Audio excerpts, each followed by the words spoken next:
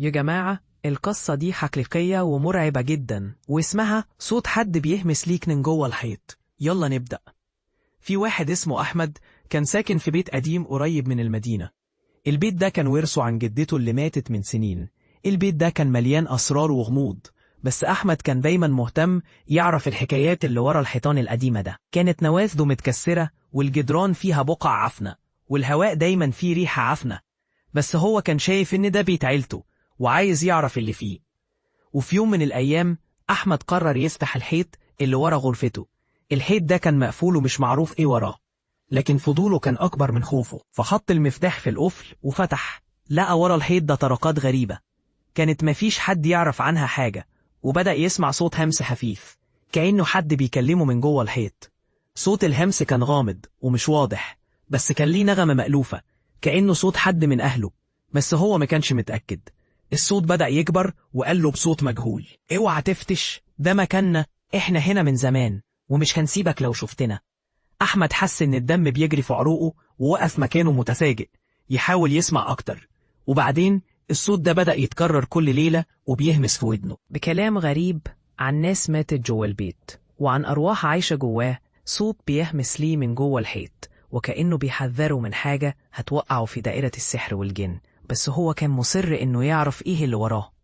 وفي يوم قرر أحمد ياخد خطوة جريئة ويفتح الحيط ده ويشوف إيه اللي جواه. فجاب فأس وبدأ يضرب على الجدار وهو مرعوب، وكل ما يضرب الصوت بيزيد كأنه بيحذره، بس هو متمسك. وفجأة انهارت قطعة من الحيط وطلع وراها غرفة صغيرة مظلمة مليانة عفونة وغبار.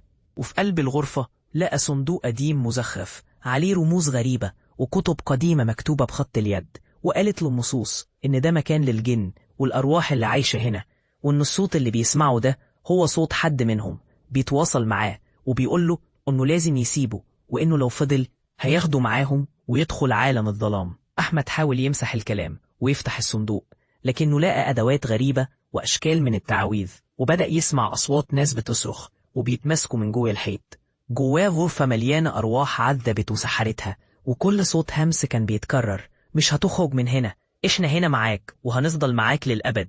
وفي محاولة يائسة أحمد حاول يهرب، لكنه لقى نفسه محاصر، والأصوات زادت وبدأ يسمع صوت حد بيهمس له من قريب جدا بصوت خافت ومخيف: انت مين؟ ليه جيت هنا؟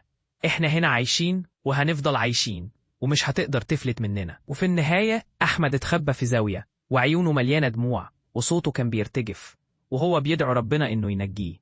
وفجأة الصوت وقف والبيت كله اهتز وملامح الغرفة بدأت تختفي، وسمع نداء من بعيد وكأنه صوت من السماء بيقول له يسيب المكان ويهرب.